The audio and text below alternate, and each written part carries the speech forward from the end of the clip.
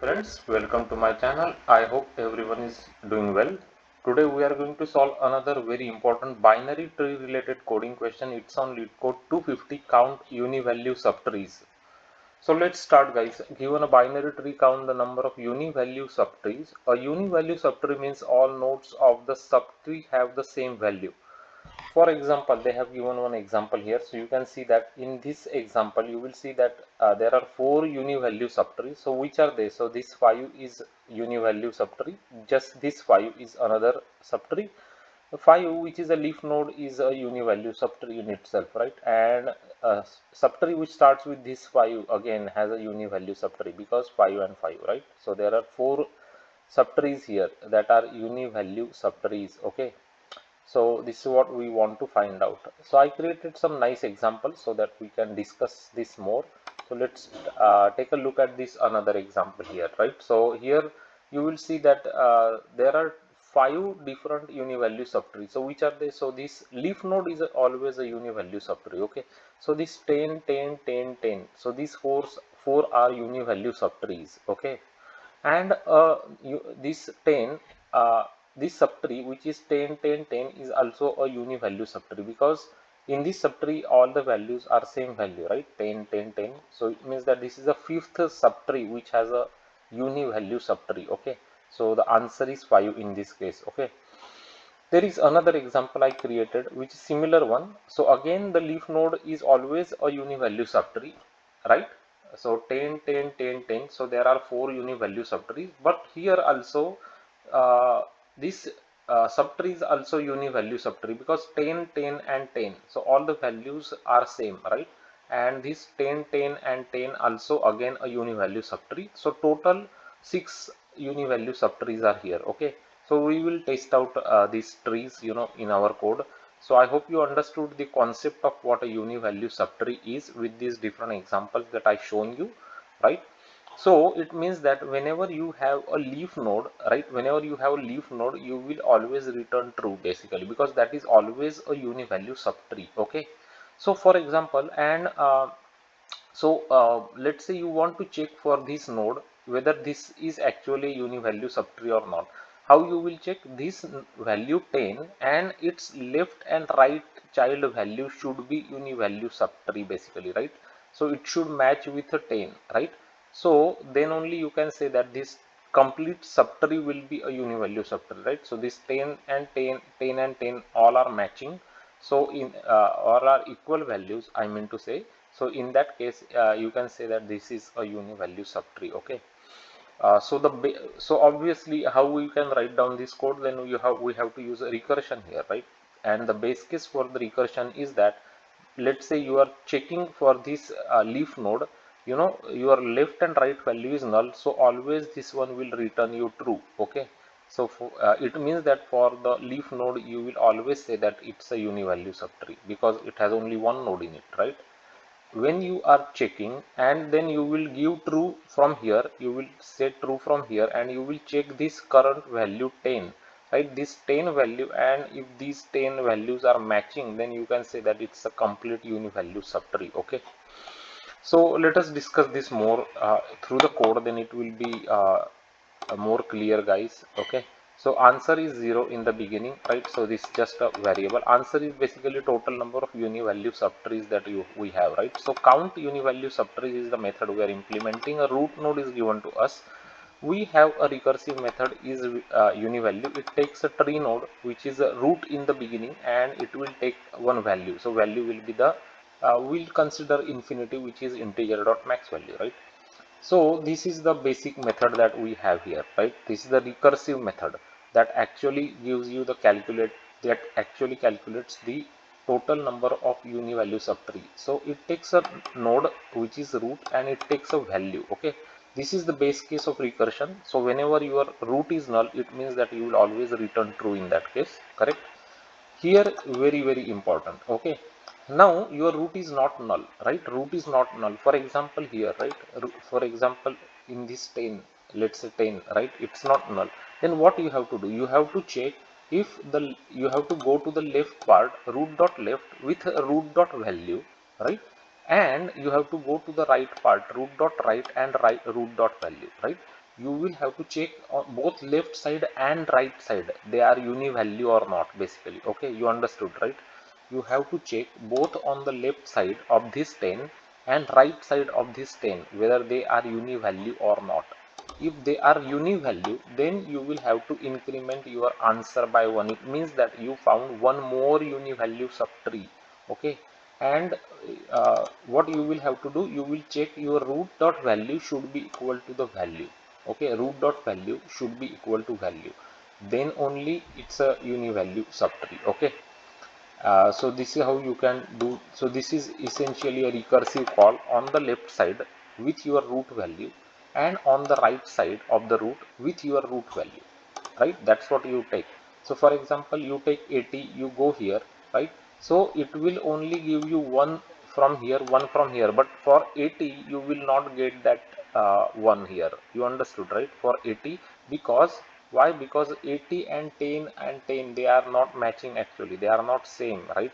So in that case, what will happen here? In that case, you will say that root dot value, which is 80, is not equal to root dot, it is not equal to value, basically, correct? So in that case, you will get only 2 univalue subtree for this one. Okay, not 3, but here you will get 3. Okay, here you will get 3 because your 10, which is the root dot value, is matching with your left and right values, right?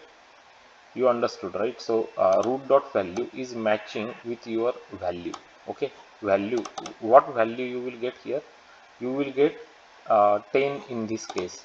In this case you will get 10. Okay, in this case you will get 10, and it means that your current value 10 and your parents value, this value is what? Parents value. And root dot value will be child value. They are matching, basically, right? They are matching. So in that case, you will get true for left side and true for right side, basically, correct? Here you will get true for left side and true for right side because these values are matching. So you will calculate, you will count this 10 also as a one univalue subtree. Okay, 10. Okay, so there are three univalue subtree here. So this is 1, 2, and this is the third one, the total one. Okay, so that's what I mean to say. Okay, so this is how you can implement this recursive solution code. Okay, so that's it. At the end, you have to just return the answer. Answer is globally available here for this class, right? We'll just increment answer for whenever we found out a univalue subtree. And remember that every leaf node is a univalue subtree, correct? Every leaf node. Why? Because your root dot null will be true in that case, because you don't have anything on the left side and right side for the leaf node, so it will give you true. It means that you will count it actually as the answer. Your answer will be increased by 1, right? Okay, so let's go ahead and let's test this. I created this tree for you guys here. So this is the tree that we have created through the program. So we will test out on this tree. Okay, so this is the tree I draw you for you guys. This is the same tree that we have seen here. So we are expecting 5 as the answer here because there are 5 univalue subtrees here, right? So let me execute this and make sure this gives us 5. So 5 is the correct answer for this example. So we have tried this example here. So I created the tree here. I just passed the root of the tree and I printed the result. Now what we will do, we will change this 80 to 10, right? 80 to 10. So this is 80 that I have. I am changing it to 10. So this is how the tree will look like now. So I changed it to 10, right? So now how many univalue subtrees we will have? 6, right? 6. Understood, right? Okay, so let's test this out. So we should have 6 now. Okay, so you will see that 6 is the correct answer. If I change this 50 to 10, then how many we will have univalue subtree? 7, right? So if I'm changing that 50 to 10 here, I changed it. Okay, so I should get 7. Okay, correct? So let's try it out. So we are getting 7. Okay, so you understood, I hope, because it will check if all the values are matching or not. So this is how you can solve this problem.